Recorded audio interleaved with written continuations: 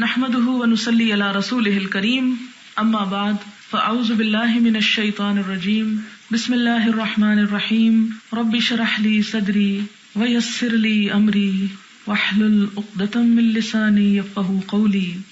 کتاب صلاۃ التراویح، نماز تراویح۔ تراویح کا لفظ جو ہے اس کا روٹ ہے رے واو ہے، روح، آرام۔ ترویح کہتے ہیں آرام کرنے کو، تفیل پر۔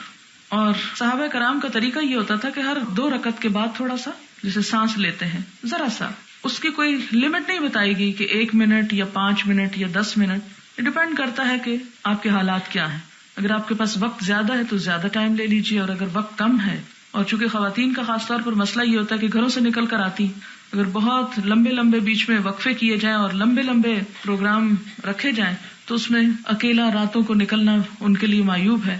یعنی اس طرح روزانہ گھروں میں آدھی رات کو پہنچنا۔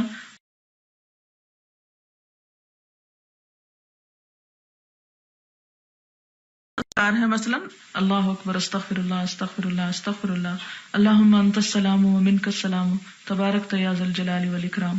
یہ 1 منٹ سے بھی کم میں ہو جاتا ہے، تو کم از کم اتنا ضرور کیا کریں۔ یہ نہیں کہ آپ بیٹھے ہیں، سلام پھیرا اور فٹ کھڑے ہو کے اللہ اکبر کر دی، جیسے عموماً ہماری مسجدوں میں ہوتا ہے، ایسا نہیں کرنا چاہیے۔ اسی طرح ہمارے ہاں ایک عام رواج ہے، وہ 4 رکعتوں کے بعد ایک تسبیح پڑھتے ہیں۔ وہ تسبیح جو ثابت نہیں ہے، مسنون نہیں ہے، لیکن ایک اچھی دعا ہے، مگر باقاعدگی سے اس چیز کو پڑھنا درست نہیں ہے، کیونکہ اللہ کا ذکر جو ہے کسی بھی الفاظ میں کیا جا سکتا ہے، لیکن مسنون چیزیں زیادہ بہتر ہیں۔ باب فضل من قام رمضان، باب رمضان میں قیام کی فضیلت۔ حدثنا یحیی بن بکیر حدثنا اللیث عن عقیل عن ابن شہاب قال اخبرنی ابو سلمہ ان ابا ہریرہ رضی اللہ عنہ قال سمعت رسول اللہ صلی اللہ علیہ وسلم یقول لرمضان۔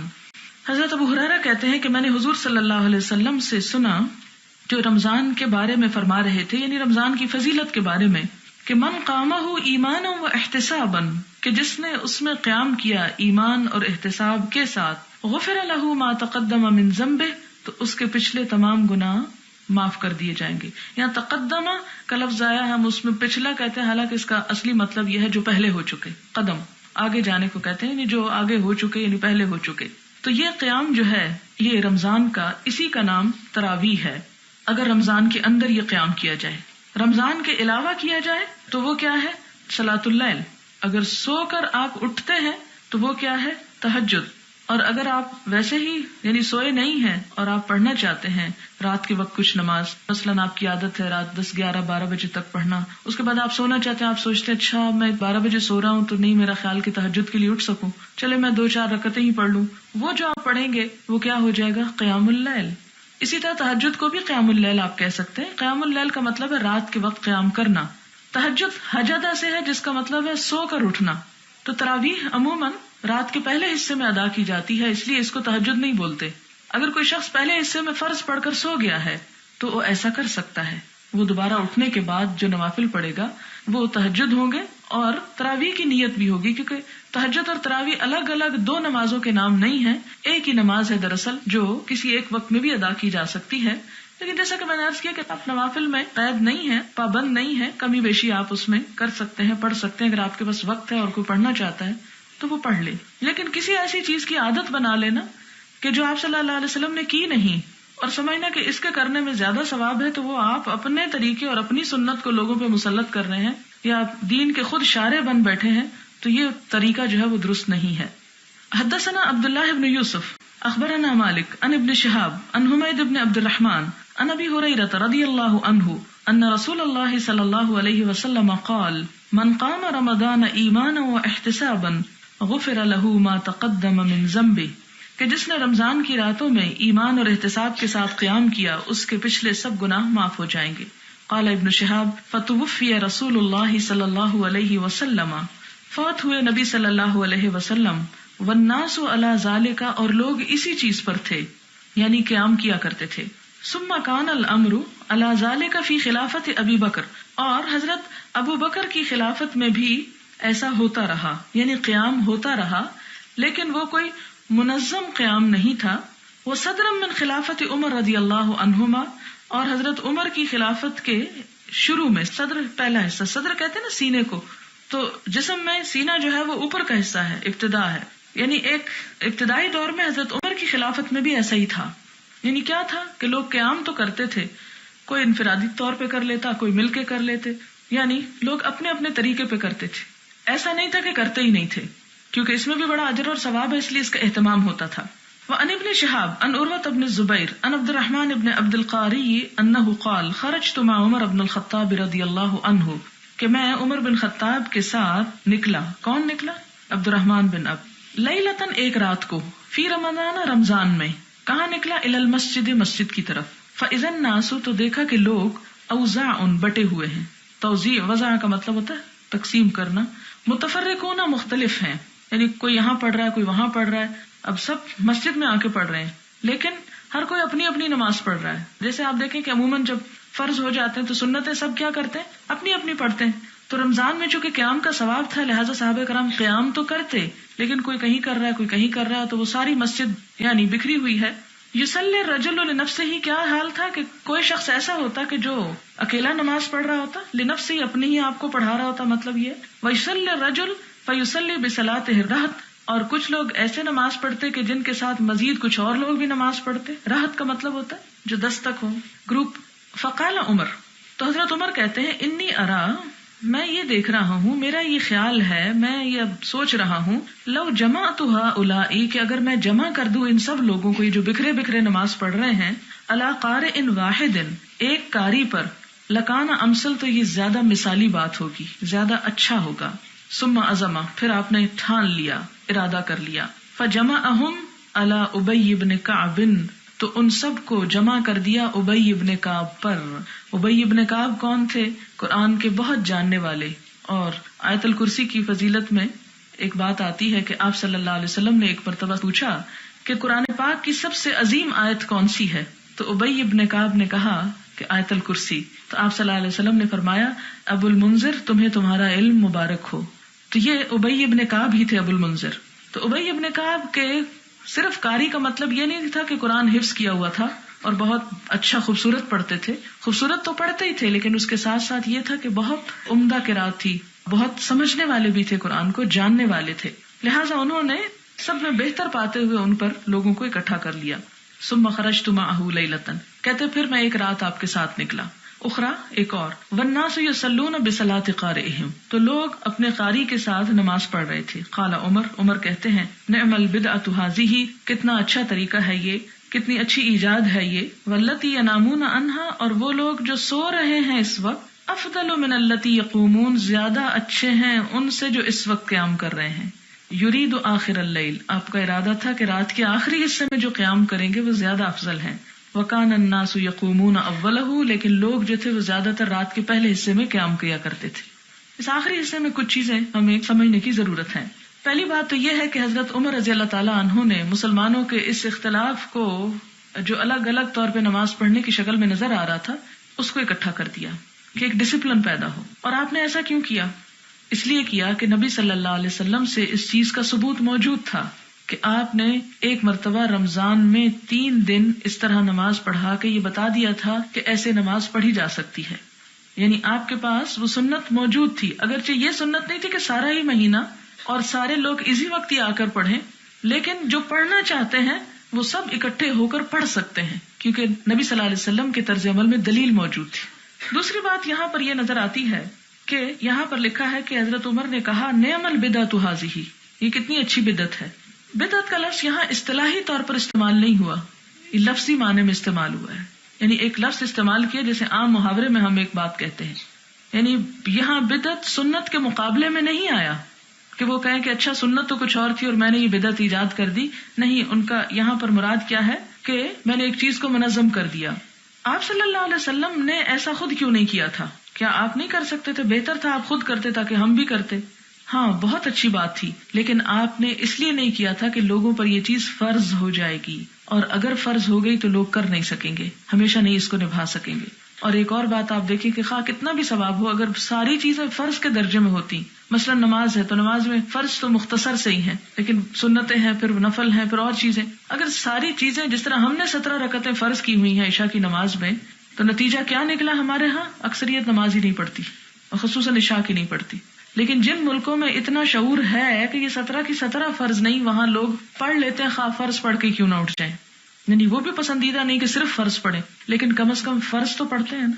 ہمارے ہاں جن لوگوں نے سنت سے بھی بڑھ کے نوافل اور غیر موقدہ کو بھی موقدہ بنا کے اور فرض کے درجے میں لا کے لوگوں کے اوپر مسلط کیا، اس کا نتیجہ کیا نکلا؟ وہ جو آپ آج کل دیکھ سکتے ہیں کہ ایون رمضان میں بھی لوگوں کو توفیق بعض اوقات نہیں ہوتی نماز پڑھنے کی، کہ وہ گھبرا اٹھتے ہیں کہ اتنی لمبی کون پڑھے.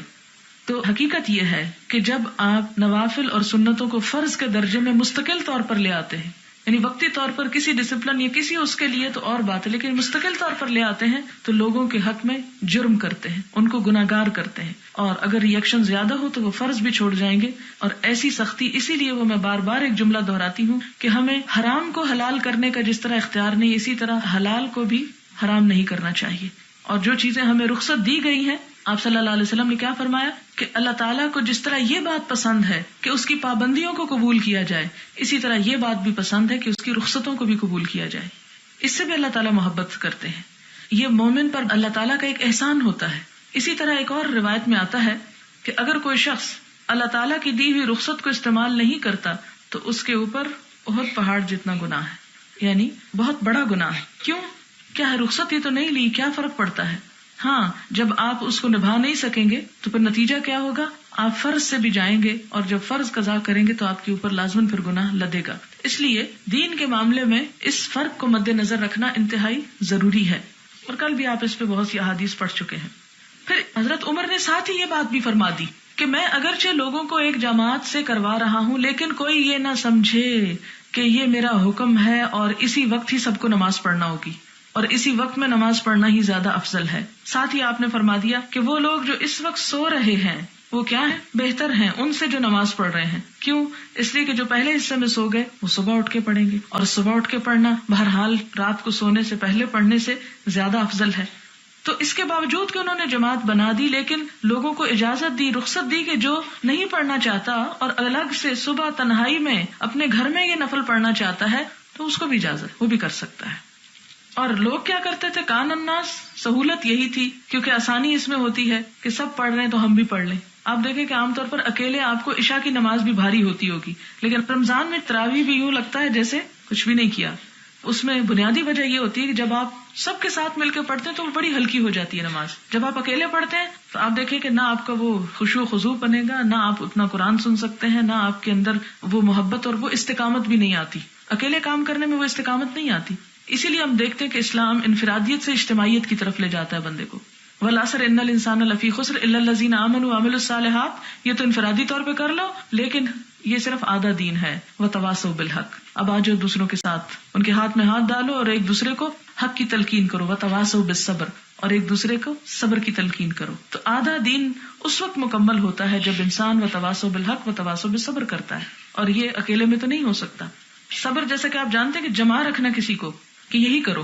مثال کے طور پر آپ اکٹھے ہو کے پڑھ رہے ہیں، اگر ایک دن کوئی نہیں آیا تو آپ کو فکر ہوگی اچھا کیوں نہیں آیا. آپ اس سے پوچھتے اچھا کیا بنا، تم بیمار ہو؟ اگر وہ بیمار ہے تو ٹھیک، آپ اس کی عادت کریں یا اس کی مدد کریں، اور اگر وہ تندرست ہے اور بلا وجہ صرف شیطان کے بہلانے پسلانے سے وہ نہیں پہنچا تو آپ اس کو کھینچ لیں. اس طرح ایک شخص جو صرف اپنی کسی ذاتی تھوڑی سی من گھڑت مجبوری کی وجہ سے، جو انسان کے نفس کی بعض اوقات خواہش ہوتی ہے، اس کی وجہ سے جب انسان ایک قدم پیچھے ہٹاتا ہے تو دوسرے پکڑ کے اس کو کھینچ لیتے ہیں. وہ آپ نے مثال پڑھی ہوگی کیکڑے کی کہ وہ اگر ایک بار نکلنے لگتا ہے تو دوسرا پکڑ کے اس کو ٹوکری میں واپس لے آتا ہے. تو اکٹھا ہو کر پڑھنے کی یہ فضیلت ہے. اسی لیے یہاں آخر میں لکھا ہے کان الناس یقومون اولہ. اور دوسری چونکہ مشکل یہ تھی کہ عموماً جب آپ خواہ کتنے بھی الارم رکھ کے پاس سوئیں، آپ کو ہمیشہ ایک ڈر ضرور رہتا ہے کہ پتہ نہیں میں اٹھ سکوں کہ نہ. ہمیشہ یہ خوف ہوتا ہے نا. اور بعض اوقات یہ سچ ہو جاتا ہے کیونکہ ہمیشہ ہی رمضان میں ایک آدھ سحری تو ایسی ہوتی ہے کہ جو بغیر کھائے روزہ رکھا جاتا ہے کہ آنکھ نہیں کھلتی. تو اس میں بہتر ہے کہ آنکھ نہ کھلے اور آپ کچھ بھی نہ پڑھیں، تو آپ اول رات میں ہی پڑھ کے ثواب لے لیں، کیونکہ بخشش کا وعدہ ہے. اور رمضان میں بخشش تو کروانی ہے نا، پوری کوشش کرنی، پورا زور لگانا ہے کہ بخش دیے جائیں، کیونکہ اگر نہ بخشش کرا سکے تو الٹا اور مشکل پڑ جائے گی، زیادہ بڑی مصیبت ہے وہ. پھر اسی طرح یہ ہے کہ ایک اور روایت میں یہ بھی ملتا ہے کہ ابی ابن کعب مردوں کی جماعت کراتے تھے اور تمیم الداری عورتوں کی جماعت کراتے تھے. جیسے یہ پتہ چلتا ہے کہ عورتوں کی جماعت ایک مرد بھی کرا سکتا ہے. یعنی قرآن کا جو حافظ ہو وہ اگر اکیلا آگے کھڑا ہے اور پیچھے سب عورتیں ہیں تو ایسے میں نماز ہو جائے گی. یہ یہاں تو حدیث بخاری میں تو نہیں لکھی، لیکن ایک اور جگہ پر یہ روایت ملتی ہے حضرت عمر ہی سے کہ آپ کے دور میں ہی ایسا ہوا. پھر یہاں تک ملتا ہے کہ جو نابالغ بچے ہوتے ہیں ان کے پیچھے بھی نماز ہو جاتی ہے. ایک بچے کے بارے میں تو اس کا نام مجھے یاد نہیں, وہ کہیں پڑھیں گے آپ کے, بہت چھوٹی عمر میں اس نے قرآن حفظ کر لیا اور وہ عورتوں کی امامت کرایا کرتا تھا. پھر اسی طرح یہ ہے کہ عورت بھی عورتوں کی امامت کرا سکتی ہے اگر قرآن حفظ کیا ہوا ہے. ادروائز تو قرآن حفظ کر کے صرف خود پڑھ لینے کا تو کوئی فائدہ نہیں, پھر آپ کتاب سے ہی پڑھ لیا کریں. اگر آپ حفظ کر کے تو سناتے نہیں, تو اصل چیز یہی ہے کہ انسان اپنی نمازوں میں بھی پڑھے, اور تنہا تو پڑھنا بہت مشکل ہو جاتا ہے اور عام دنوں میں بھی اتنا وقت نہیں ہوتا, تو رمضان میں کم از کم اس کا, جیسے آپ صلی اللہ علیہ وسلم دور کیا کرتے تھے, تو اس طرح ایک دور بھی ہو جاتا ہے. پھر اسی طرح یہ کہ اگر کوئی بھی کسی بستی میں حافظ نہیں ہے تو وہ صرف اس لیے اس عمل کو نہ ترک کرے, وہ کیا کریں, وہ دیکھ کے بھی پڑھ سکتے ہیں, جیسے حضرت عائشہ کے جو غلام زکوان تھے وہ پڑھا کرتے تھے. پھر اسی طرح یہ کہ کتنی رکعتیں, تو اس میں صحیح ترین روایت تو وہی ہے جو حضرت عائشہ کی ہے 11 رکعتوں والی, اور ایک میں 13 کی بات بھی ملتی ہے, اور وہ اس صورت میں جب وتر میں اضافہ ہو جائے, وتر کی تعداد بڑھ جائے. اور اس کے علاوہ ہم دیکھتے ہیں کہ مختلف ائمہ سے جو چیزیں منقول ہیں وہ 11 بھی ہیں, 21 بھی ہیں, 20 بھی ہیں, 23 بھی, 36 بھی, 39 بھی, 40 بھی, 38 بھی, 34 بھی, 24 بھی, 16 بھی. یہ سب کیا ہے؟ یہ چونکہ نفل نماز ہے اس لیے کسی نے کچھ کیا اور کسی نے کچھ, لیکن حضور صلی اللہ علیہ وسلم نے کیا کیا وہ آپ کے سامنے آپ خود پڑھ چکے ہیں. اس سے ہمیں کیا پتہ چلتا ہے؟ اگر کوئی شخص سنت کو فالو کرنا چاہتا ہے تو وہ آپ ہی کے طریقے کو دیکھے, لیکن اگر کوئی اپنی انفرادی عبادت ویسے ہی نوافل وغیرہ پڑھنا چاہتا ہے تو اس پر پابندی نہیں, وہ 40 بھی پڑھ لے. حدثنا اسماعیل قال حدثني مالك عن ابن شهاب عن عروة بن زبير عن عائشة رضي الله عنها زوج النبي صلى الله عليه وسلم ان رسول الله صلى الله عليه وسلم صلى وذلك في رمضان, کہ نبی صلی اللہ علیہ وسلم نے تراویح پڑھی تھی اور یہ رمضان میں ہوا تھا, یعنی وہ جو جماعتیں کرائی تھی نا 3 دن, وہ رمضان کا واقعہ ہے. وحدثني يحيى بن بكير حدثنا الليث عن عقيل عن ابن شهاب اخبرني عروة ان عائشة رضي الله عنها اخبرته ان رسول الله صلى الله عليه وسلم خرج ليلة من جوف الليل, کہ نبی صلی اللہ علیہ وسلم رات کے بیچ میں گھر سے نکلے. فصلى في المسجد, تو آپ نے مسجد میں نماز پڑھی. وصلى رجال بصلاتی, تو لوگوں نے آپ کے ساتھ نماز پڑھ لی. فاصبح الناس فتحدثوا, جب صبح ہوئی تو لوگ آپس میں باتیں کرنے لگے. فاجتمع اکثر منهم فصلوا معه, تو پچھلے دن سے بھی زیادہ لوگ رات کو جمع ہو گئے اور انہوں نے آپ کے ساتھ جماعت سے یہ نماز پڑھی. فاصبح الناس فتحدث, صبح ہوئی تو لوگ پھر بتانے لگے, وہ چین ریئیکشن شروع ہو گیا, جس کو پتا چلا اس نے آگے بات پہنچائی. فتحدثوا فكثر اهل المسجد من الليلة الثالثة, تو تیسری رات تو اور زیادہ لوگ آ گئے. فخرج رسول اللہ صلی اللہ علیہ وسلم فصلوا بصلاته, آپ نے نماز پڑھی اور لوگوں نے بھی آپ کے ساتھ نماز پڑھی. فلما كانت الليلة الرابعة, جب چوتھی رات آئی, عجز المسجد عن اهله, مسجد اپنے لوگوں سے عاجز آ گئی, یعنی جگہ نہ بچی اس میں. حتی خرج لصلاۃ الصبح, تو آپ آئے ہی نہیں, کیونکہ آپ جو دیکھ رہے تھے کہ ہر روز کیا ہو رہا ہے, تو آپ کو یہ فکر ہوئی کہ یہ تو فرض کے درجے پہ جا پہنچی. یعنی بعض لوگ کہتے ہیں نا کہ اگر اتنی امپورٹنٹ ہوتی تو حضور صلی اللہ علیہ وسلم خود اس کو سارا مہینہ کرواتے. آپ نے کرانا جب شروع کی تو یہ مشکل پیش آئی, اس لیے آپ نے جانا ہی بند کر دیا. اور آپ کئی موقعوں پہ دیکھیں گے کہ آپ صلی اللہ علیہ وسلم بعض چیزوں سے ایک دم ودرا کر جاتے تھے, اور ہمیشہ خوف یہ ہوتا تھا کہ اگر آپ نے اس کی پابندی کر لی تو لوگ مشکل میں پڑ جائیں گے, خصوصاً جو اجتماعی کام ہوتے تھے. انفرادی حیثیت میں نہیں, اجتماعی حیثیت میں, اس کی آگے مثالیں دیکھیں گے آپ.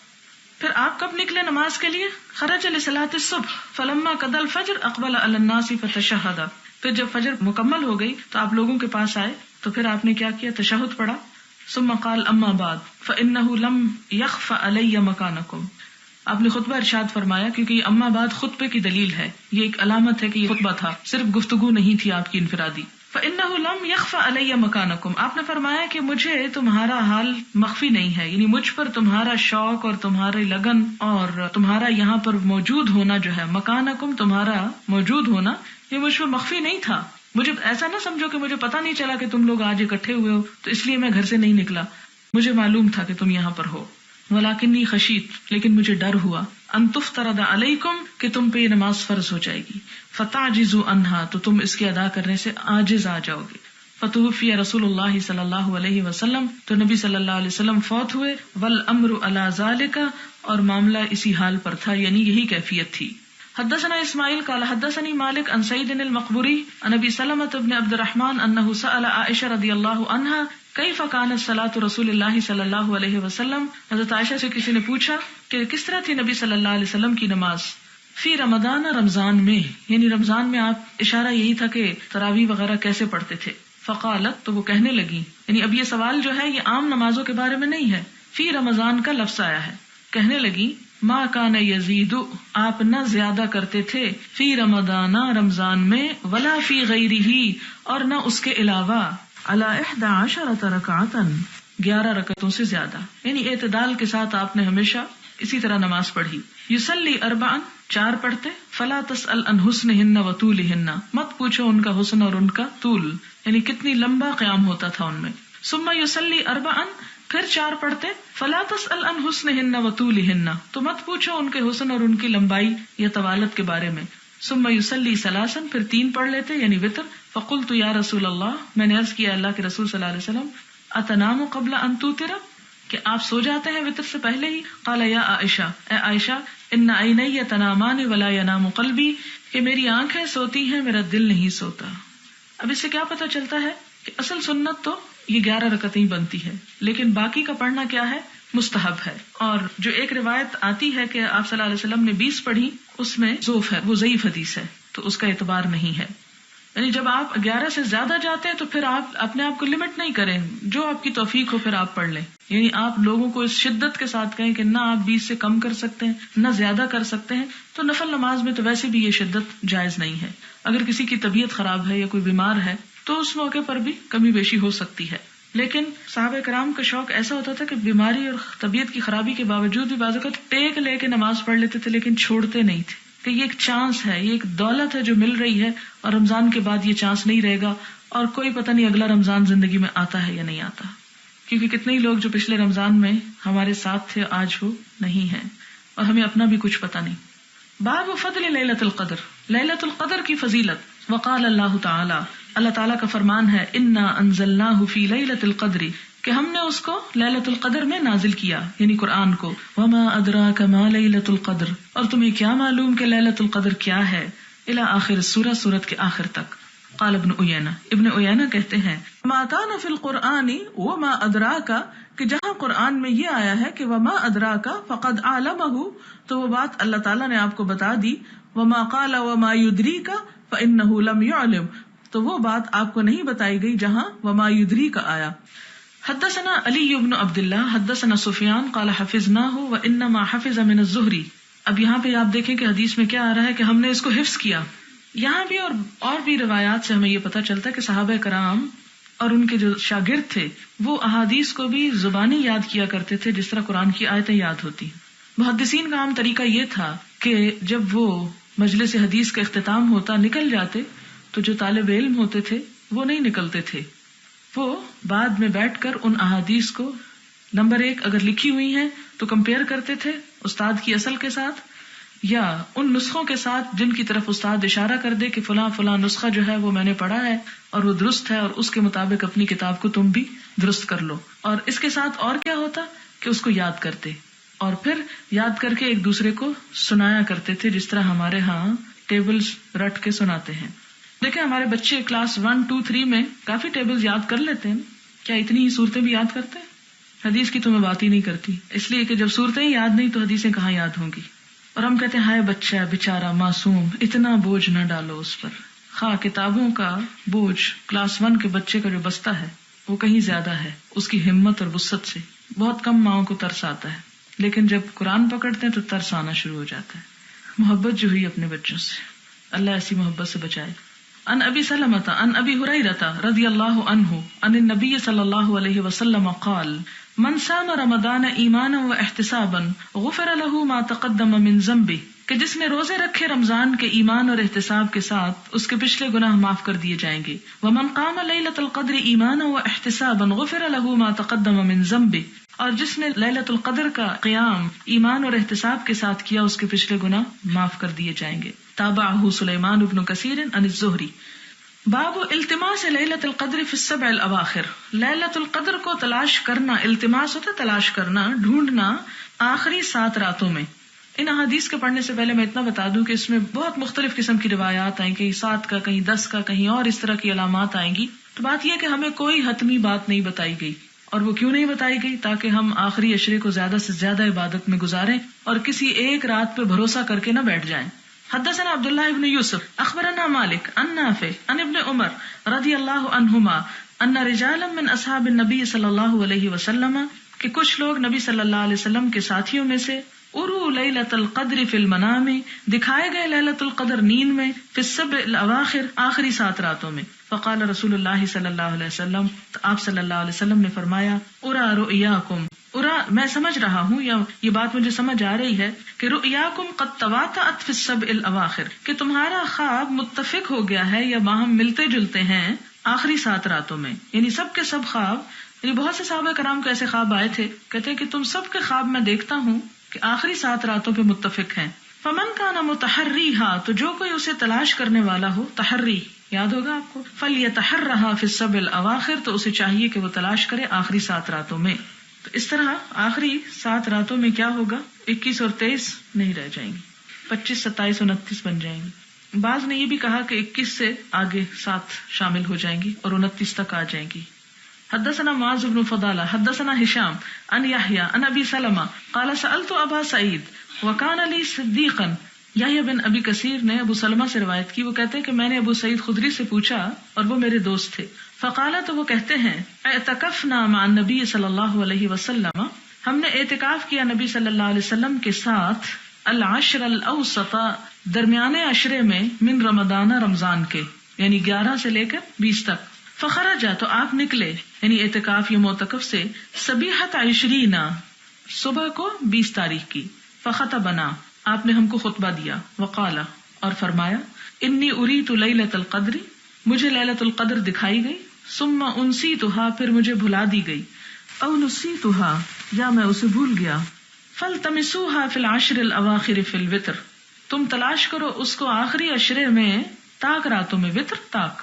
وانی رأیت انی اسجد فی ماء وطین، اور میں نے یہ بھی دیکھا کہ میں پانی اور مٹی میں سجدہ کر رہا ہوں. یعنی خواب میں نے جب لیلۃ القدر دیکھی تو اپنے آپ کو سجدہ کرتے ہوئے دیکھا. وہ سجدہ کہاں تھا؟ کیچڑ پر، کیونکہ مٹی پاک ہوتی ہے، اس لیے کیچڑ سے وہ نہ سمجھے جو ہمارے بازار میں ہوتا ہے. فمن کان اعتکف معی، تو جو میرے ساتھ اعتکاف کرے، فلیرجع، تو اسے چاہیے کہ لوٹ آئے. یعنی جس نے میرے ساتھ 10 دن درمیان کے عشرے کا اعتکاف کیا، وہ گھر نہ جائے، واپس آ جائے. کیوں؟ اس لیے کہ وہ آخری عشرے میں تھی نا، تاکہ وہ آخری عشرے کی اس رات کو پا سکے. فرجعنا، تو صحابہ کرام کہتے ہیں کہ ہم واپس لوٹ گئے. وما نرى في السماء قزعة، اور ہم نے آسمان پر کوئی بادل نہیں دیکھا اس وقت. فجاءت سحابة، ایک بادل آیا. فمطرت، برس پڑا. حتى سال، یہاں تک کہ بہہ پڑی. سقف المسجد، مسجد کی چھت. وكان من جريد النخل، اور وہ کھجور کی شاخوں سے تھی. سال یسیل السیل، سیلان، سیلاب وغیرہ اسی سے. تو بہہ پڑی مسجد کی چھت، جبکہ وہ کھجور کی شاخوں سے تھی، ٹہنیوں سے تھی. وأقیمت الصلاۃ، اور نماز قائم کی گئی. فرأیت رسول اللہ صلی اللہ علیہ وسلم، تو میں نے دیکھا کہ آپ صلی اللہ علیہ وسلم، یسجد فی الماء والتین، کہ لٹرلی سجدہ کر رہے ہیں. کہاں پر؟ پانی اور مٹی میں. حتی رأیت اثر التین فی جبہتہ، یہاں تک کہ میں نے مٹی کا نشان آپ کی پیشانی پر بھی دیکھا. تو اس سے انہوں نے کیا اندازہ لگایا کہ وہ خواب آپ کا سچا تھا، اور آج ہی کی رات جب بارش برسی تو وہ لیلۃ القدر تھی. اسی لیے لوگ عموماً اس نشانی کو اب بھی یاد کرتے ہیں، اور اگر کسی رات کوئی فوار یا قطرے چند پڑ جائیں تو کہتے ہیں کہ یہ نشانی ہے اس کی، اور آج لیلۃ القدر تھی. لیکن حقیقی طور پر یہ تو نشانی آپ کے ساتھ خاص تھی. ہمیں کوئی ایسی نشانی نہیں بتائی گئی کہ آپ بھی بارش کی تلاش میں رہیں، کیونکہ بعض علاقوں میں بارش نہیں بھی ہو سکتی لیکن لیلۃ القدر پھر بھی ہو سکتی ہے.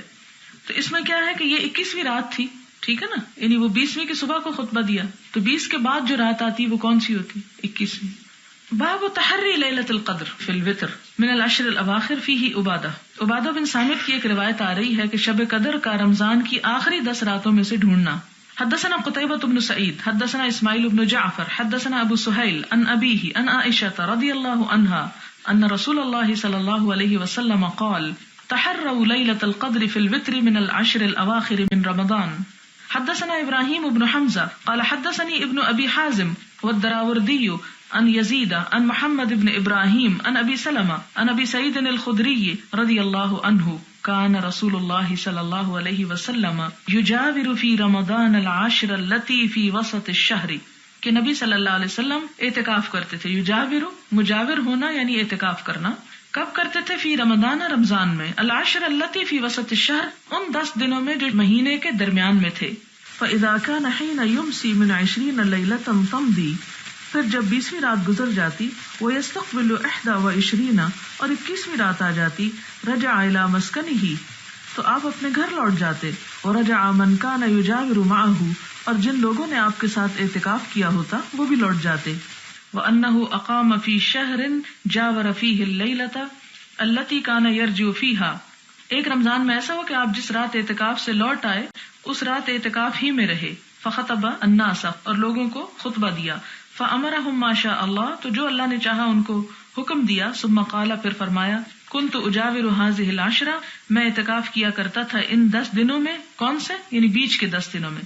ثم قد بدا لي ان أجاور هذه العشر الأواخر، پھر مجھ پہ یہ بات واضح ہوئی کہ مجھے آخری عشرے میں اعتکاف کرنا چاہیے. فمن كان اعتکف معي، تو جس نے میرے ساتھ اعتکاف کیا ہے پہلے یعنی درمیانے عشرے میں، فلیثبت، اسے چاہیے کہ رکا رہے، جمع رہے. کب؟ فی معتکفہ، اپنے ہی اعتکاف کی جگہ پر. وقد اریت هذه الليلة، پھر میں اس رات دکھایا گیا کچھ یعنی خواب میں. ثم انسیتها، پھر میں بھلوا دیا گیا. فابتغوها، اب اس کو تلاش کرو. کب؟ فی العشر الاواخر، آخری 10 دنوں میں. وابتغوها فی کل وتر، اور تلاش کرو اسے ہر طاق رات میں. وقد رأیتنی اسجد فی ماء وطین، اور میں نے دیکھا خود کو کہ میں سجدہ کر رہا ہوں پانی اور مٹی پر. فاستحلت السماء فی تلک اللیلہ، اور آسمان اس رات برس پڑا. فامطرت، یعنی خوب بارش ہوئی. فوقف المسجد فی مصلی النبی صلی اللہ علیہ وسلم، اور ٹپک پڑی، وقفہ ٹپک پڑی، المسجد مسجد، فی مصلی نماز کی جگہ پر، النبی صلی اللہ علیہ وسلم کے. کب ٹپکی؟ لیلۃ 21، 21ویں رات کو. فبصرت عینی رسول اللہ صلی اللہ علیہ وسلم ونظرت الیہ، کہ میں نے نبی صلی اللہ علیہ وسلم کی آنکھ کی طرف دیکھا. انصرف من الصبح ووجهه ممتلئ طینا وماء، کہ آپ صبح کے وقت جب سلام پھیر کے گھر جا رہے تھے تو آپ کا چہرہ جو تھا وہ کیا تھا؟ بھرا ہوا تھا. طینا، مٹی سے، وماء، اور پانی سے. وحدثنا محمد بن المثنى حدثنا يحيى عن هشام قال اخبرني ابي عن عائشة رضي الله عنها عن النبي صلى الله عليه وسلم قال التمسوا، کیونکہ ایک اور روایت میں ہے نا وابتغوا، تو حضرت عائشہ کی روایت میں کیا ہے لفظ؟ التمسوا. وحدثني محمد اخبرنا عبدة عن هشام بن عروة عن ابيه عن عائشة قالت كان رسول الله صلى الله عليه وسلم يجاور في العشر الاواخر من رمضان ويقول تحروا. تیسری روایت میں کیا ہے؟ تحروا. ایک میں وابتغوا، ایک میں التمسوا، اور تیسری میں تحروا. لیلۃ القدر فی العشر الاواخر من رمضان، رمضان کے آخری عشرے میں. حدثنا موسى بن اسماعیل حدثنا وهيب حدثنا ایوب عن اکرمہ عن ابن عباس رضی اللہ عنہما ان النبی صلی اللہ علیہ وسلم قال التمسوها في العشر الاواخر من رمضان لیلۃ القدر، کہ رمضان کے آخری عشرے میں لیلۃ القدر کو تلاش کرو. فی تاسعۃ تبقى، جب 9 باقی ہوں. فی سابعۃ تبقى، جب 7 باقی ہوں. فی خامسۃ تبقى، یا 5 باقی ہوں. یعنی طاق راتیں مراد ہے 21ویں 25ویں راتوں میں. حدثنا عبداللہ بن ابی الاسود حدثنا عبد الواحد حدثنا عاصم عن ابی مجلس واکرمہ قال ابن عباس رضی اللہ عنہما قال قال رسول اللہ صلی اللہ علیہ وسلم، آپ صلی اللہ علیہ وسلم نے فرمایا، ہی فی العشر الاواخر ہی فی 9 یمدین، کہ وہ آخری عشرے میں ہے. اور کب ہے؟ کہ جب 9 گزر جائیں. او فی 7 یبقین، یا 7 باقی رہیں، یعنی لیلۃ القدر. تابعه عبد الوهاب بن ایوب عن خالد عن اکرمہ عن ابن عباس التمسوا فی 24، تلاش کرو اس کو 24ویں کو. مراد یہ کہ جب 24ویں کا دن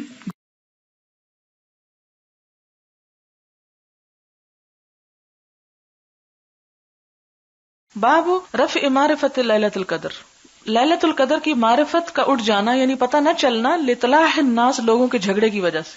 حدثنا محمد بن المثنى حدثنا خالد بن الحارث حدثنا حمید حدثنا انس عن عبادہ بن صامت قال خرج النبي صلی اللہ علیہ وسلم لیخبرنا بلیلۃ القدر، نبی صلی اللہ علیہ وسلم نکلے کہ ہمیں لیلۃ القدر کے بارے میں بتائیں. فتلاحى رجلان من المسلمین، تو 2 لوگ مسلمانوں میں سے جھگڑتے ہوئے پائے گئے. فقال خرجت لاخبرکم، آپ نے فرمایا میں نکلا تھا کہ تمہیں خبر دوں بلیلۃ القدر، لیلۃ القدر کے بارے میں. فتلاحى فلان وفلان، تو فلاں اور فلاں جو تھے وہ باہم لڑ رہے تھے. فرفعت، تو وہ اٹھا لی گئی.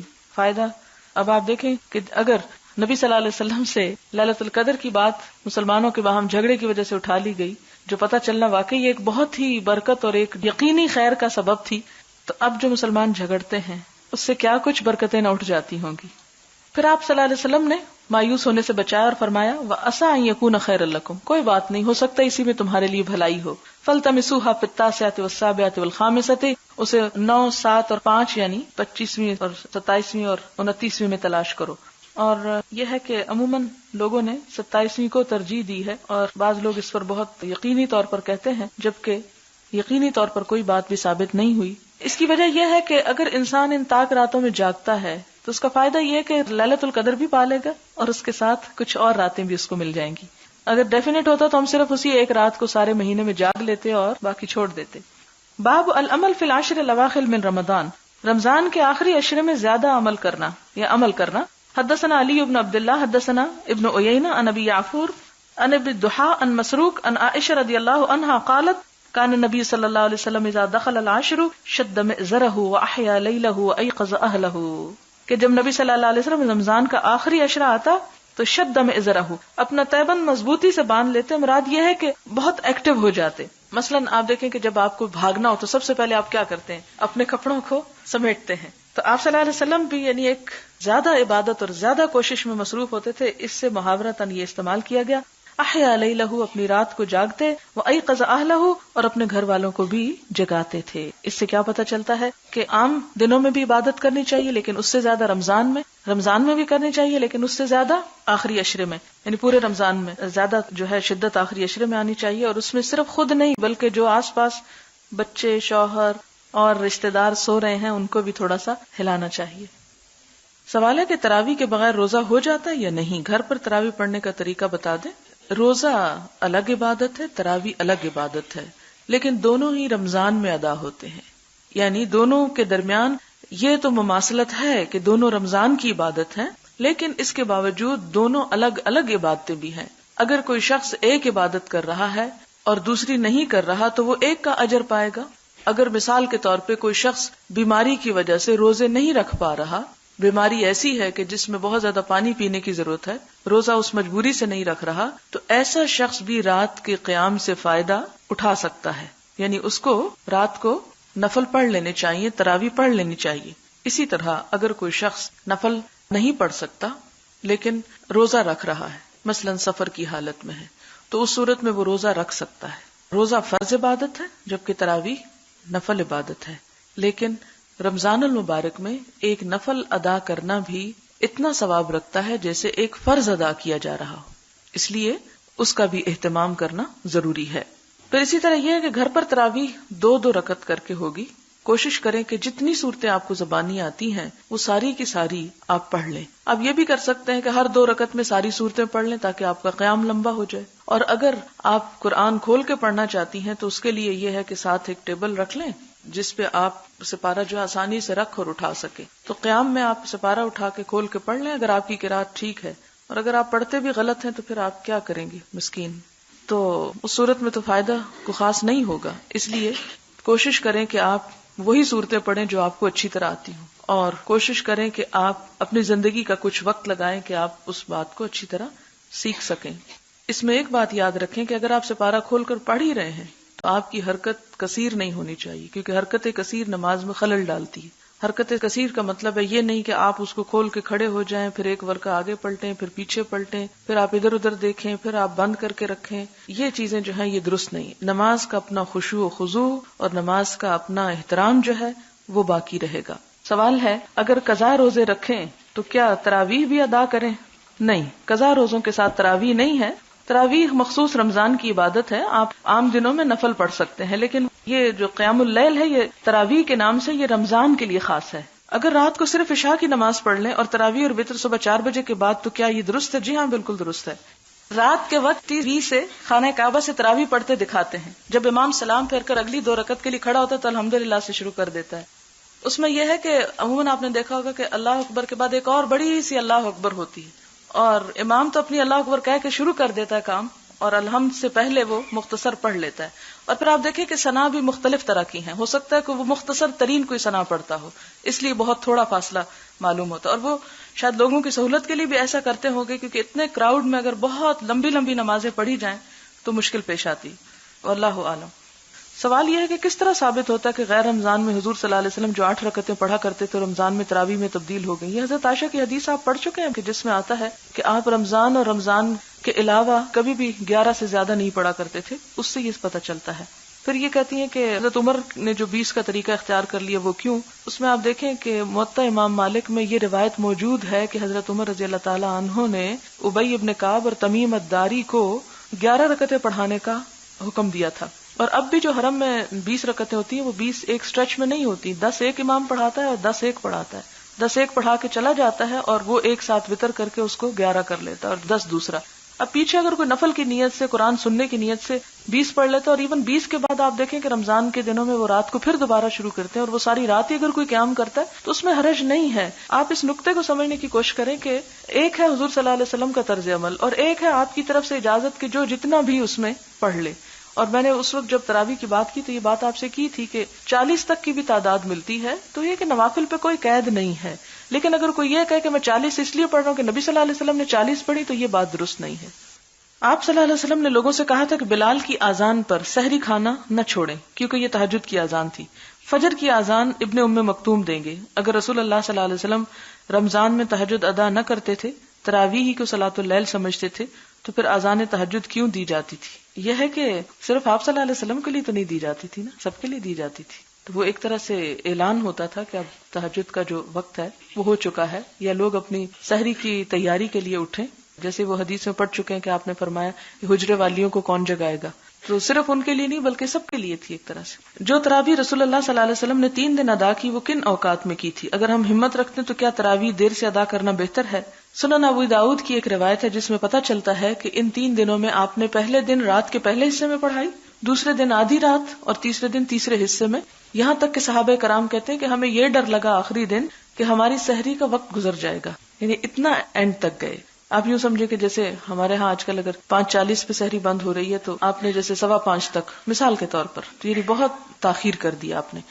اور دراصل تینوں وقت میں پڑھا کر آپ نے یہ ثابت کر دیا کہ صلاۃ اللیل یا تراویح کا وقت پوری رات ہے، جس وقت بھی کسی کو سوٹ کرے. لیکن اکثریت جو ہے وہ سونے کے بعد اٹھ نہیں سکتی، اس لیے روٹین میں عام طور پر یہ ہے کہ وہ پہلی رات کو ہی ادا کر لیتے ہیں. اور حضرت عمر رضی اللہ تعالیٰ عنہ کی مثال آپ نے پڑھی تو انہوں نے کیا فرمایا تھا کہ وہ لوگ جو اس وقت سو رہے ہیں وہ ان سے افضل ہیں جو پڑھ رہے ہیں، کہ وہ صبح اٹھ کے پڑھ لیں گے. تو اس میں اگر آپ صبح سمجھیں کہ آپ اکیلے پڑھیں گے اور آپ کو قرآن زیادہ نہیں آتا، تو اس صورت میں اگر کوئی حافظ موجود ہے اور آپ زیادہ سن سکتے ہیں تو قرآن پاک کو کھڑے ہو کر رات کے وقت سننا جو ہے یہ بھی ایک بہت مسنون عبادت ہے، جس میں آتا ہے نا من قام رمضان، تو قیام اسی صورت میں ہوتا ہے کہ جب قرآن. اور پھر ایک حدیث میں آتا ہے کہ روزہ اور قرآن دونوں انسان کے حق میں سفارش کریں گے، اور اس حدیث میں یہ بھی آتا ہے کہ قرآن یہ کہے گا کہ یا رب میں نے اسے رات سونے سے روکے رکھا. تو وہ سونے سے روکے رکھے میں یہ ہے کہ انسان جیسے یعنی تراویح میں زیادہ قرآن پاک پڑھے یا سنے. اگلا سوال ہے، اگر ہم رات کو تراویح میں قرآن سے دیکھ کر قرات کرنا چاہیں تو وہ زور سے کرنی پڑے گی جبکہ ہم جماعت کے ساتھ نماز بھی ادا نہیں کر رہے. کیا نفل نماز میں زور سے قرات کرنے کی اجازت ہے؟ اگر آپ تنہا نماز پڑھیں تو براہ کرم آپ خاموشی سے کریں. اس کی وجہ یہ ہے کہ جب انسان اکیلا نماز پڑھتا تو خواہ وہ سپارے سے کیوں نہ پڑھ رہا ہو یا زبانی اس کو آتا ہو وہ پڑھ رہا ہو، تو ایسی صورت میں اس کو کیا کرنا چاہیے؟ آہستہ آہستہ پڑھنا چاہیے. کیوں؟ اس لیے کہ آپ زور سے پڑھ کے سارے گھر کو گناہ گار کر رہے ہیں. اگر وہ بھی آپ کے ساتھ نماز پڑھ رہے ہیں پھر تو آپ ان کو بھی سنائیں، یا آپ اگر ذرا سا اونچا پڑھنا چاہتے تو الگ کمرے میں چلے جائیں. یہ نہ ہو کہ بچے آپ کے سو رہے ہیں، کوئی بیمار پڑا ہوا اور آپ تلاوت فرما رہے ہیں کہ میں بہت نیکی کا کام کر رہا ہوں. ایسا نہیں کرنا چاہیے. آپ حضور صلی اللہ علیہ وسلم کا طرز عمل کیا دیکھتے ہیں کہ حضرت عائشہ سوئی ہوئی ہوتی تھی اور آپ نفل پڑھ رہے ہوتے تھے اور بڑی طویل آپ کی قرات ہوتی، لیکن آپ کس طرح پڑھتے تھے؟ اتنا زور سے کہ وہ جاگ جائیں؟ نہیں، ان کو تو اتنا بھی ڈسٹرب نہیں کرتے تھے. صرف اتنا ہوتا تھا جب سجدہ کرنا ہوتا تھا تو آپ ہلکا سا ان کو ہلا دیتے، یعنی ان کے پاؤں میں غمزہ کا لفظ آتا نا، اور غمزہ کا مطلب ہوتا ہے اس طرح دبا دینا کہ دوسرے کو پتہ چل جائے، تو وہ اپنی ٹانگیں سمیٹ لیتی. ورنہ آپ یہ کہتے اچھا میں نماز پڑھ رہا ہوں اور تم سو رہی ہو، کیسی بدبخت ہو، اٹھو اور تم بھی میرے ساتھ پڑھو. تو ظاہر ہے کہ جو آپ صلی اللہ علیہ وسلم کی قوت اور صلاحیت اور منصب تھا وہ کسی اور کا نہیں تھا، تو اس لیے آپ نے ان کو نہیں کچھ بھی کہا اور ان کے آرام کا بھی خیال رکھا. تو ہمیں اپنی عبادت کرتے ہوئے دوسروں کو اذیت میں مبتلا کرنے سے بچنا چاہیے. اگلا سوال ہے، اگر ہم رات کو تراویح پڑھ لیں مگر وتر نماز چھوڑ دیں تو کیا سحری کے وقت خالی وتر نماز پڑھنا کافی ہوگی یا اس سے پہلے نفل نماز پڑھنی ضروری ہے؟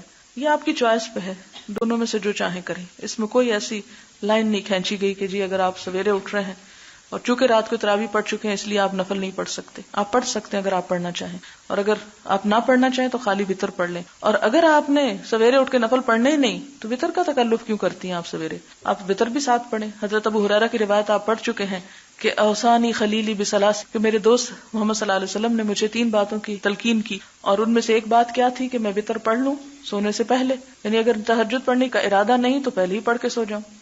یہ بتائیے کیا تراویح میں قرآن سنتے وقت جب ثواب یا عذاب کی آیت آ جائے تو اسی طرح ثواب والی آیت میں ثواب کا لفظ سن کر سبحان اللہ اور عذاب والی آیت سن کر استغفر اللہ کہہ سکتے ہیں؟ جی ہاں کہہ سکتے ہیں. کچھ آیات کے جواب بھی ہیں مسنون، وہ آپ انشاءاللہ پڑھیں گے بھی کہ کس آیت کے پڑھنے پر کیا کہنا چاہیے. مثال کے طور پر ایک سورت ہے الاعلی، اس میں شروع میں آتا ہے سبح اسم ربک الاعلی، تو اس کا جواب ہے سبحان ربی الاعلی. تو وہ سب اگر اکٹھے بھی پڑھ لیں تو اس میں حرج نہیں ہے، پڑھا جا سکتا ہے اس کو. اسی طرح اگر کوئی درمیان میں دعا آ جائے تو کیا آمین کہہ سکتے ہیں؟ جی ہاں آمین کہہ سکتے ہیں. اگر رات کو 8 تراویح پڑھی جائے اور تہجد کے وقت 2 رکعت نفل اور 1 وتر پڑھ لیا جائے تو کیا آپ کی سنت کی پیروی ہو جائے گی، جس کے بارے میں حضرت عائشہ رضی اللہ تعالی عنہا نے فرمایا کہ آپ رمضان اور غیر رمضان قیام اللیل میں 11 رکعت پڑھتے تھے؟ جی ہاں، اگر آپ رات کو 8 پڑھ رہے ہیں اور صبح 3 وتر پڑھ رہے ہیں تو ہو جائے گی. یعنی صبح کی جو 3 رکعتیں ہوں گی وہ تینوں وتر شمار ہوں گی، جو آپ 2 سلام کے ساتھ بھی پڑھ سکتے ہیں. تراویح کی نماز جو نفل نماز ہے، نماز ظہر کے بعد پڑھ سکتے ہیں کیونکہ صبح کے وقت ہم اسکول جاتے ہیں. نہیں، یہ تراویح رات کی نماز ہے، اس لیے ظہر کے ساتھ نہیں. ظہر کے ساتھ آپ ویسے نفل پڑھ لیں کہ آپ کو رات کو موقع نہیں ملے. مجھے یہ سمجھ نہیں آتی کہ صبح کے وقت اسکول آپ کا کس وقت لگتا ہے؟ کیا تہجد کے وقت لگتا ہے کہ آپ تراویح نہیں پڑھ سکتے؟ آئی ڈونٹ نو کہ ان کا مطلب کیا تھا. اس روز آپ نے بتایا تھا کہ تراویح اور تہجد اور قیام اللیل ایک ہی نماز کے 3 نام ہیں، تو کیا رات کی تراویح پڑھنے کے بعد جب ہم سحری کے وقت سو کر اٹھیں اور کچھ نوافل کا اہتمام کرنا چاہیں، جیسے کہ اس روز آپ نے کہا تھا کہ تراویح کے باوجود سحری سے پہلے کچھ نفل پڑھ سکتے ہیں، تو پوچھنا یہ ہے کہ ان نوافل کی ہم دل میں جو نیت کرتے ہیں وہ کیا ہوگی؟ نوافل ہی کی ہوگی. کیا تہجد کی نیت کریں گے؟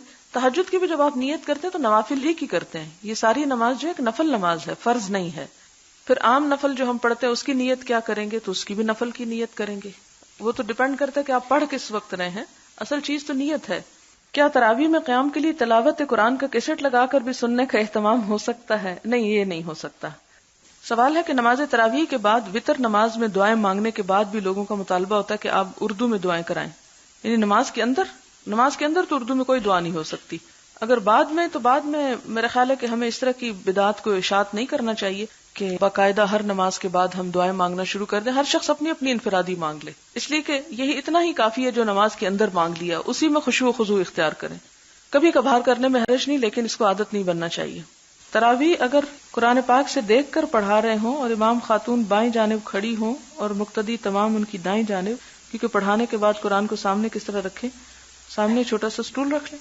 تو کیا اس طرح تراویح ہو جائے گی؟ اگر نہیں تو جو پڑھ چکے ہوں ان کا کیا معاملہ ہوگا؟ کوئی معاملہ نہیں، ٹھیک ہے جو ہو گیا.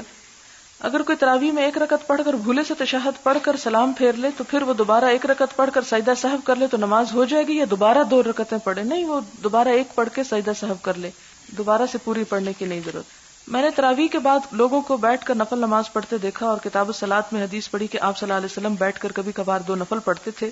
بات یہ کہ حضور صلی اللہ علیہ وسلم کا خاصہ ہے اور آپ نے ہمیں جو حکم دیا وہ کیا ہے؟ اجعلوا آخر صلاتکم وترن، کہ اپنی آخری نماز وتر بناؤ. کئی ایسی مثالیں ملتی ہیں کہ جس میں آپ نے اپنے لیے ایک خاص طرز عمل اختیار کیا لیکن صحابہ کرام کو دوسرے چیز کی حکم دیا. تراویح میں حافظہ قرآن سنا رہی تو دوسری لڑکی پارا دیکھ کر جہاں سے حافظہ بھول جائے اسے بتا سکتی ہے، جبکہ دوسری حافظہ لڑکی میسر نہ ہو. تو یہ بات اس لیے پوچھ رہی ہوں کہ ہمارے پاس ایک حافظہ لڑکی ہے جو قرآن سناتی ہے مگر بڑی کمزوری کی وجہ سے بھول جاتی ہے. ہم نے جو آپ سے سنا کہ دیکھ کے پڑھ سکتے ہیں تو ہم نے ایک دوسری لڑکی کو پارا دیا کہ تم حافظہ کو یاد کرا دینا، تو لوگوں نے اعتراض کیا. اس میں آپ یہ ہے کہ غلط پڑھنے سے بہتر ہے کہ کوئی اس طرح نماز کے اندر سے بتا دے، لیکن یہ کہ اگر لوگوں کی اس پہ تسلی نہیں تو پھر آپ چھوڑ دیں، کیونکہ فتنہ برپا کرنا جو ہے وہ اس سے بھی غلط بات ہے.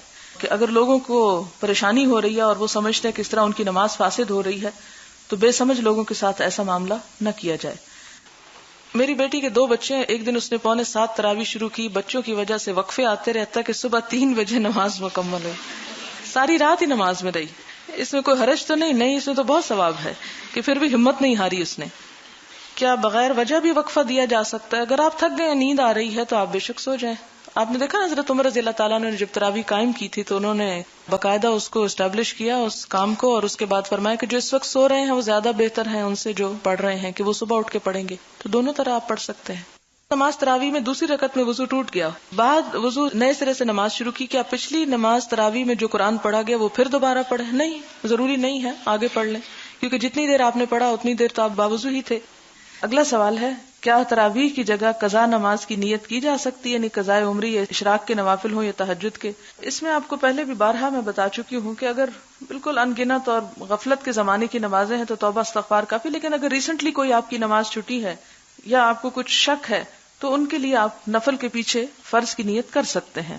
اس میں آپ دیکھیں کہ حضرت معاذ حضور صلی اللہ علیہ وسلم کے ساتھ نماز پڑھتے اور وہ نماز ان کی نفل کی نیت کی ہوتی تھی، یعنی آپ فرض پڑھا رہے ہوتے تھے اور آپ کی نیت کیا تھی؟ نفل پڑھنے کی۔ پھر اپنی قوم کے پاس جاتے اور وہاں پر جا کر دوبارہ عشاء کی نماز پڑھاتے تھے، اور وہ ان کی اصل فرض کی نماز ہوتی تھی۔ تو وہ حضور صلی اللہ علیہ وسلم کے ساتھ کھڑے ہونے کی سعادت بھی لیتے تھے، لیکن اپنی نماز اپنی قوم کے ساتھ پڑھاتے تھے۔ اور اس کے برعکس بھی ہو سکتا ہے کہ اپنی نماز یہاں پڑھ لیتے تھے اور قوم کے لیے جا کے دوبارہ پڑھاتے تو وہ دوسری دفعہ پڑھی ہوئی نماز ان کی نفل ہو جاتی اور قوم ان کے پیچھے فرض نماز پڑھ رہی ہوتی تھی۔ یہ احادیث آپ بارہا پیچھے پڑھ چکے ہیں۔ تو اس سے یہ پتہ چلتا ہے کہ اگر امام فرض کی نیت کر کے کھڑا ہے اور آپ فرض پڑھ چکے ہیں گھر سے، تو آپ دوبارہ پڑھ لیجئے اور آپ کی وہ نماز نفل ہو جائے گی۔ اسی طرح کہ امام تراویح شروع کر چکا ہے، آپ آتے ہیں، آپ اس کے ساتھ فرض کی نیت کر کے جب وہ سلام پھیرے گا تو آپ کھڑے ہو کر اپنی 2 رکعتیں باقی مکمل کر لیں گے۔ اگر ہم اپنے کمرے میں بیٹھ کر عبادت میں مصروف ہیں اور ليلۃ القدر کی تلاش میں ہیں تو جب ليلۃ القدر کی رات آ گئی تو ہم کو کیسے پتہ چلے گا کہ یہی ٹائم ليلۃ القدر کا ہے؟ کیونکہ سردی کی وجہ سے ہم اپنے کمرے میں بیٹھ کر عبادت کر رہے ہیں۔ ليلۃ القدر تلاش کرنے کا مطلب یہی ہے کہ آپ اس میں جاگنے کی کوشش کریں۔ اس کا یہ نہیں مطلب کہ آپ سڑکوں بازاروں میں گھومیں اور کہیں وہ کھوئی ہوئی آپ کے ہاتھ میں آ جائے گی۔ تلاش کا مطلب یہ کہ اہتمام کریں ان راتوں کا۔ آخری عشرے میں جن خواتین کو پیریڈز آتے ہوں وہ کس طرح عبادت کریں؟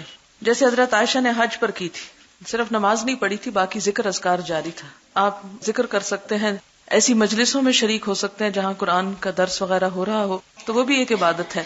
نوافل کے اپنا ثواب ہے، اجر ہے، لیکن آپ کو معلوم ہے کہ ایک حدیث میں آتا ہے کہ رات کے ایک حصے میں علم کا حاصل کرنا ایسا ہے گویا ساری رات قیام کرنا۔ تو نوافل کے ساتھ رات کو جب کچھ نہ کچھ سیکھا سکھایا جاتا ہے تو بہت ہی باعث اجر اور ثواب ہے۔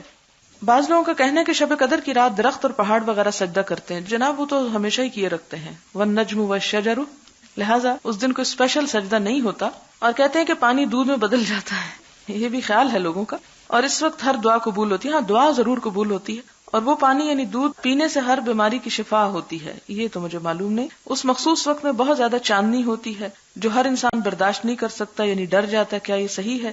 جی ہاں، کچھ خاص روشنی تو ہو سکتی ہے جو کسی انسان کو نظر ہے، کیونکہ فرشتے بہت اترتے ہیں نا اس رات، قرآن پاک میں بھی آتا ہے تنزل الملائکۃ والروح فیہا باذن ربہم، تو جبریل امین بھی اترتے ہیں، فرشتوں کے پرے اترتے ہیں۔ جب بہت فرشتے کہیں اترتے ہیں کیونکہ نوری مخلوق ہے نا، نور سے ہے، تو ہو سکتا ہے کہ ان کے وجود کی وجہ سے یا کسی اور خاص وجہ سے روشنی کا وجود بہرحال سنا اور پایا گیا ہے، اس لیے اس حد تک تو درست ہے، لیکن اس کا دورانیہ کتنا ہوتا ہے یہ مجھے کوئی تجربہ نہیں، اس لیے میں نہیں بتا سکتی۔ سوال ہے کہ جیسے تمام ممالک میں رمضان مختلف دنوں میں شروع ہوتا ہے، تو کیا ہر علاقے کے لوگ اپنے رمضان کے آخری عشرے کی طاق راتوں میں ليلۃ القدر کے لیے عبادت کریں؟ مثلا سعودیہ میں روزہ ایک دن پہلے رکھا کر پاکستان میں بعد میں۔ جی ہاں، ہر شخص مکلف ہے اپنے ہی اس کے اعتبار سے، اور ویسے بھی آپ دیکھیں کہ جب دن ہوتا ہے تو پوری زمین پہ دن نہیں ہوتا، کچھ علاقوں میں رات بھی ہوتی ہے۔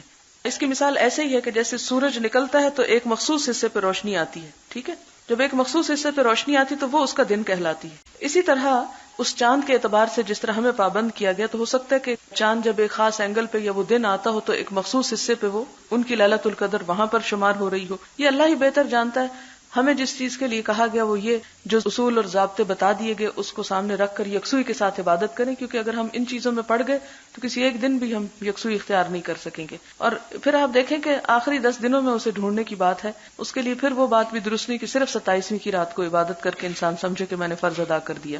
اس میں آپ دیکھیں کہ ایک روایت میں 21ویں کی بات آتی ہے جس میں آپ صلی اللہ علیہ وسلم نے وہ خواب دیکھا تھا، اور وہ بارش اور مٹی اور کیچڑ کی بات۔ ایک خاتون نے مسئلہ لکھا ہے، میں نے ایک محفل میں دین میں وسعت اور نرمی کی مثال دیتے ہوئے حدیث نمبر 516 اور 17 سنائی، تو ایک ہمسائی نے اپنا یہی مسئلہ مجھ سے پوچھا کہ ہم سے بھی کچھ سال پہلے یہ غلطی ہو گئی تھی۔ میں نے میاں سے کہا بھی کہ روزہ خراب ہو جائے گا، دوسری طرف مجھے یہ ڈر تھا کہ میاں کا حکم ہے جس پر انکار سے اللہ ناراض ہو جائے گا۔ یہ بہت بڑی غلط فہمی ہے کہ ہمیں یہ فرق نہیں پتا چلتا کہ میاں کے حکم کی لمٹ کہاں ہے اور اللہ تعالیٰ کے حکم کی اہمیت کتنی ہے۔ ایک اصول یاد رکھیں کہ کسی مخلوق کی اطاعت نہیں کی جائے گی خالق کی نافرمانی میں۔ جہاں اللہ تعالیٰ ناراض ہو رہے ہیں، اس کے حکم کی خلاف ورزی ہو رہی ہے، وہاں کسی مخلوق کو راضی نہیں کیا جائے گا۔ اگر انسان اللہ تعالیٰ کو ناراض کر کے مخلوق کو راضی کرنے کے پیچھے چل پڑے گا تو اللہ تعالیٰ اسے اسی مخلوق کے حوالے کر دیں گے پھر. اور مخلوق کا حال کیا ہے؟ آپ جتنا جس کے ساتھ چاہیں احسان کر لیں، کوئی آپ سے راضی نہیں ہو سکتا. لہٰذا اسی لیے ہمیں کہا گیا کہ بندوں سے توقع ہی نہ رکھو، توقع صرف اس ذات سے رکھو. اب یہاں پر آپ دیکھیں کہ اس خاتون کو یہ سوچنا کہ فرض اس لیے چھوڑا جا رہا ہے کہ شوہر ناراض ہوگا، نفلی روزہ تو چھوڑا جا سکتا ہے اور اس کی اجازت سے ہی رکھا جائے گا، لیکن فرض میں خواہ شوہر ناراض بھی ہو تو بھی ریزسٹ کرنا چاہیے. بہرحال اب انہیں معلوم ہوا تو بہت پریشان ہے کہ اس کا کفارہ کیا ہوگا. اب آپ اندازہ کریں اس ہماری جہالت کا کہ فرض توڑ دیے جاتے ہیں، بے حرمتی ان کی ہوتی ہے اور یہ بھی خبر نہیں ہوتی کہ اس کا آپ ازالہ کیا کریں. مطلب یہ جہالت پر جہالت، ظلمات بعضها فوق بعض، ایک اندھیرے پہ دوسرا اندھیرا. پہلے یہ اندھیرا کہ نہیں پتا کہ شوہر کی حد کیا ہے، دوسرا اندھیرا یہ کہ نہیں پتا کہ اگر کوئی ایسی چیز ہو گئی تو اس کے بعد اب خدا سے معافی مانگنے کا طریقہ کیا ہے. تو اللہ تعالیٰ نے یہ دین مذاق کے طور پہ نہیں بھیجا، یہ تفریح کے طور پہ نہیں بھیجا کہ اگر کسی کا دل چاہے خوشی منائے تو اس کو پڑھ لے اور عمل کر لے، اور جس کا نہیں دل چاہتا وہ اس کو پیٹھ پیچھے پھینک کے آرام کی نیند سوئے. نہیں، میری اور آپ کی ذمہ داری بنتی ہے کہ جو امانت ہمارے اوپر آئی ہے اس کو ہم دوسروں تک پہنچائیں. تو اللہ جزائے خیر دے اس بہن کو کہ جس نے بتا دی یہ بات، کیونکہ عموماً یہ ہوتا ہے کہ ہمارے ہاں اس طرح کے مسائل شرم کے مارے اور حیا کے پردوں میں لپیٹ کے بیان ہی نہیں ہوتے. لہٰذا حرام کے ساتھ زندگی بسر ہو رہی ہے، حلال کے ساتھ صرف دنیا کے ڈر اور خوف سے ہم اس کی پرواہ نہیں کرتے اور اپنے آپ کو بھی ایک مسلسل ایک جہنم میں ڈالے رکھتے ہیں، کیونکہ جب ضمیر کی ملامت ہوتی رہتی ہے تو وہ ایک عجیب کرب اور تکلیف ہوتی ہے. تو ان مسائل کو جو خصوصاً خواتین سے متعلق ہے اور حرام اور حلال سے تعلق رکھتے ہیں، آپ کا فرض بنتا ہے کہ آپ بہت مہذب باحیا طریقے سے ان باتوں کو دوسروں تک کنوے کر دیں. بہرحال اب یہ کہتی ہیں کہ انہیں معلوم ہو تو بہت پریشان ہے کہ اس کا کفارہ کیا ہوگا، کیونکہ وہ کہتی ہیں کہ میاں روزے تو رکھ نہیں سکتے اور صدقے کے لیے بھی ان کے حالات یہ ہیں کہ قرض پر گزارا کر رہے ہیں. ان کا خیال ہے کہ شاید اسی گناہ کی وجہ سے حالات یہاں تک پہنچ گئے ہیں. اب ان کا کفارہ کیا ہے؟ کیا دونوں میاں بیوی کفارہ دیں گے؟ اس میں یہ کہ بیسیکلی تو میاں پر ہی کفارہ آتا ہے کیونکہ انیشیٹو اس کی طرف سے تھا. اب اگر میاں نہیں کفارہ دے سکتا تو کوئی اور ان کی مدد کرے، جس طرح آپ صلی اللہ علیہ وسلم نے اس شخص کی مدد کی تھی کہ جس سے ایسا گناہ ہو گیا تھا، جس نے کہا تھا میں جل گیا، میں جہنم میں جا پڑا، مجھ سے یہ گناہ ہو گیا. اور ساتھ ہی یہ تھا کہ روزے بھی نہیں پھر رکھ سکتا تھا اور کفارہ دینے کے لیے بھی کچھ نہیں تھا. تو آپ نے یہ نہیں کہا اچھا جاؤ تم پہ کفارہ معاف ہو گیا. اگر یہ کر دیا جائے تو پھر تو ایسے جرائم کا راستہ کھل جائے کہ جی ہمارے پاس تو ہے کچھ نہیں، اس لیے ہمیں تو کفارہ نہیں دینا، اس لیے چلو جب چاہو غلطی کر لو، اللہ غفور الرحیم. نہیں، آپ نے کیا کیا؟ دوسروں کے ذریعے اس سے کفارہ دلوایا، کیونکہ اسے احساس پیدا ہو کہ یہ کام نہیں کرنا تھا. پھر آپ دیکھیں کہ اس کی کنڈیشن چونکہ بہت ہی خراب تھی، اس لیے آخر کار آپ نے اس کو یہ اجازت دی کہ وہ اس کو بھی استعمال کر سکتا ہے. تو ایسی صورت میں بعض اوقات آپ دیکھیں کہ کوئی ایک غریب شخص ہوتا ہے جو روزہ نہیں رکھ سکتا اور ایسی بیماری میں مبتلا ہوتا ہے کہ بعد میں بھی نہیں رکھ سکے گا. اب اس صورت میں پیسہ بھی کوئی نہیں کہ کفارہ دے سکے، فدیہ دے سکے. کیا ہونا چاہیے کہ اس کی جو مدد کی جائے گی، خواہ وہ زکوٰۃ و خیرات کے مال سے کی جائے گی، اسی کو وہ آگے نکالے گا، لیکن اس کو دینا ہوگا. اور اگر واقعی کوئی کسی کو پوچھتا ہی نہیں اور حالت اتنی ہی بری ہے، پھر اللہ تعالیٰ غفور الرحیم ہے، پھر اللہ کے ساتھ اس کا معاملہ ہے. آپ دیکھیں کہ یہ اللہ کی طرف سے ایک قرض ہوتا ہے بندے پر، اور اللہ تعالیٰ زیادہ حقدار ہے کہ اس کا قرض ادا کیا جائے. یعنی اس کی عبادات میں اگر کوئی کمی بیشی ہو گئی ہے تو اس کا کفارہ دیا جائے، اور پھر اس میں دوسرے مسلمانوں کا فرض بنتا ہے کہ وہ ایسے مسلمانوں کی مدد کریں. ظاہر ہے کہ غریب کے اگر دوائی کے پیسے دیے جا رہے ہیں تو غریب کو اس کا فدیہ دینے کے پیسے بھی دے دیے جائیں، تاکہ وہ بجائے اس کے کہ کوئی شخص ڈائریکٹ کسی کو صدقہ کرے، وہ اس کے ذریعے سے آگے کروا دے. سوال ہے پہلے عشرے کی دعا بتا دیجئے.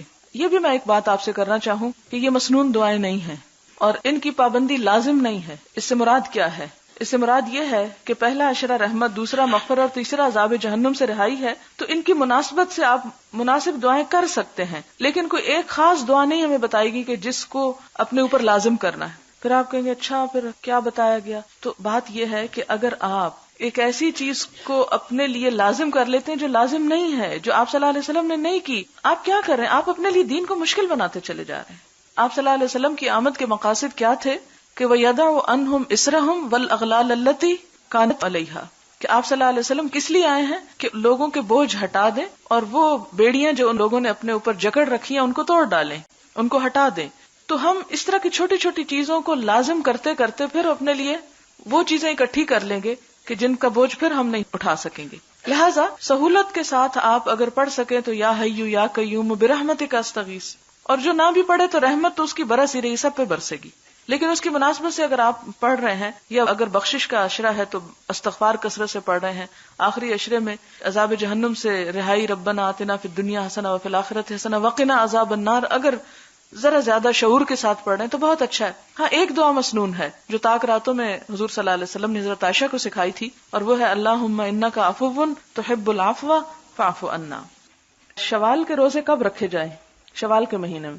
کیا پہلے ہفتے میں رکھیں یا بعد میں بھی رکھ سکتے ہیں؟ پورا مہینہ رکھ سکتے ہیں، لیکن شروع میں ہی رکھ لیں تو عافیت ہے. بعد میں ٹال دیا تو گئے، پھر بھول جاتا ہے انسان، نیت بھی بدل جاتی ہے. لیکن ہماری عید تو ایک ہفتہ چلتی ہے نا. مشکل یہ اگر نفلی یا فرضی روزے میں سحری کے لیے آنکھ نہ کھلے اور فجر قضا ہو جائے تو صورت میں کیا کرنا چاہیے؟ خالی پیٹ روزہ رکھ لینا چاہیے اور نماز قضا پڑھ لینی چاہیے. اگر روزہ نہ ہو اور اس صورت میں روزہ دار کے سامنے کچھ کھا سکتے ہیں؟ جی ہاں کھا سکتے ہیں، لیکن یہ نہیں کہ آپ ٹیبل سجا کے بیٹھے. اگلا سوال ہے اگر وتر صبح پڑھنے کے لیے چھوڑے، سحری کو اٹھنے میں تاخیر ہوئی کہ بمشکل سحری پکانے کا وقت ملا، وتر رہ گئے، فجر سے پہلے پڑھنے کا ارادہ کیا، فجر پڑھتے وقت ذہن سے پھر نکل گیا، اس صورت میں وتر کیسے ادا ہوں گی؟ جس وقت یاد آئے اس وقت پڑھ لیں، کیونکہ آپ نے وہ حدیث پڑھی ہے کہ اگر کوئی اپنی نماز بھول جائے تو جب اسے یاد آئے اسی وقت اس کو ادا کر لے. حتیٰ کہ اگر عصر کی نماز کے بعد بھی اس کو یاد آیا ہے تو عصر کے بعد عام نماز کے پڑھنے کی اجازت نہیں ہے، لیکن بھولی ہوئی نماز سبب کی نماز جو ہے وہ آپ ادا کر سکتے ہیں. وآخر دعوانا ان الحمد للہ رب العالمین. سبحانک اللہم و بحمدک نشہد ان لا الہ الا انت نستغفرک و نتوب الیک.